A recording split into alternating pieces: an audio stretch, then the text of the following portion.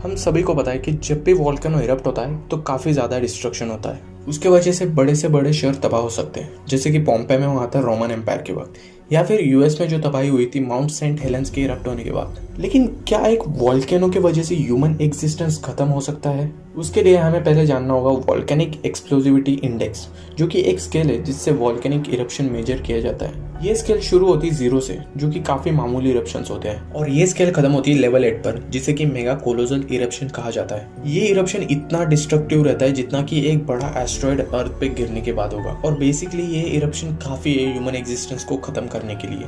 लेकिन क्या इतना बड़ा वॉल्केनिक इरप्शन अर्थ पे पॉसिबल है?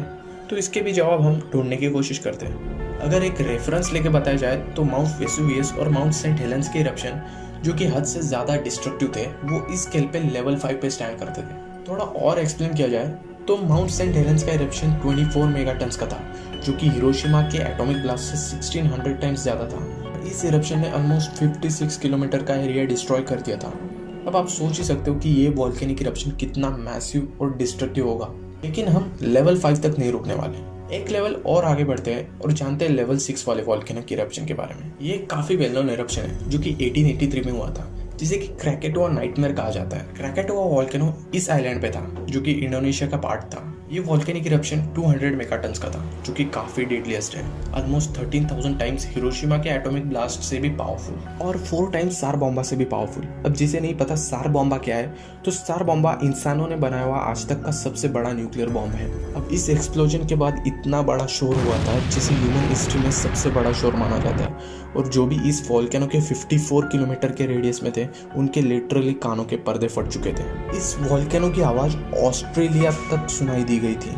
जब भी एक वॉल्केनो इरप्ट होता है तो उससे ऐश निकलती है, और ये ऐश एटमॉस्फेयर में जम जाती है और सनलाइट को अर्थ सरफेस पे आने से ब्लॉक कर देती है। इसकी वजह से ग्लोबल टेम्परेचर में काफी फर्क पड़ता है। क्रैकेटोआ के केस में 1.2 डिग्री सेल्सियस से टेम्परेचर कम होता गया कॉन्सिक्यूटिवली 4 इयर्स तक। एटमॉस्फेयर में इतना चेंज आ गया था कि कभी कभी तो मून ब्लू या फिर ग्रीन दिखने लगता था। ऑलमोस्ट 200 साल पहले 1815 में आज तक का सबसे बड़ा इरप्शन हुआ था इंडोनेशिया में। तो इंडोनेशिया में एक वॉल्केनो इरप्ट हुआ था, जिसका नाम था टैम्बोरा वॉल्केनो।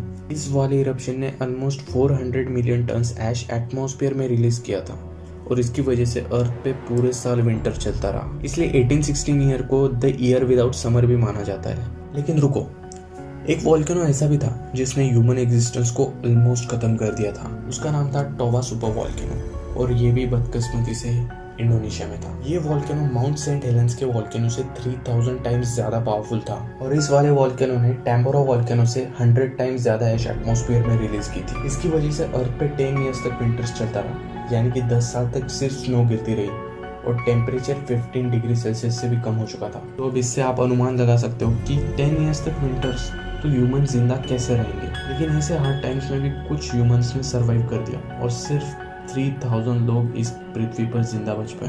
बात करें अगर लेवल 8 के वॉल्केनिक इरप्शन की, तो ऐसे माना जाता है कि हिस्ट्री में आज तक ऐसे 3 इरप्शंस हुए, और सबसे रिसेंट वॉल्केनिक इरप्शन 6,40,000 साल पहले हुआ था। ऐसा माना जाता है कि अर्थ पे एक मेगा कोलोसल वॉल्केनो है, जिसका नाम है येलोस्टोन सुपर वॉल्केनो, जो कि यूनाइटेड स्टेट्स में है। और अगर ये वॉल्केनो इरप्ट होता है तो पूरा का पूरा यूनाइटेड स्टेट्स तबाह हो जाएगा, और उसके बाद पूरे वर्ल्ड की इकोनॉमी जेट से नीचे आ जाएगी, और बहुत सारे एब्रप्ट चेंजेस हो गए। लेकिन किसे पता ये कब होगा, कैसे होगा, और पता भी चल गया तो लोग इसमें क्या कर सकते हैं। और वैसे भी जिस तरह से हम ह्यूमंस इस अर्थ पे रह रहे हैं, तो कभी ना कभी तो ह्यूमन एग्जिस्टेंस खत्म होने ही वाला है। लेकिन आप डरिए मत, मेरे वीडियोस देखते रहिए, मैं आपको नॉलेज देता रहूँगा। मैं ये वीडियो एंड करता हूँ, अगली वीडियो में मिलता हूँ। तब तक के लिए goodbye, take care of yourself and your family.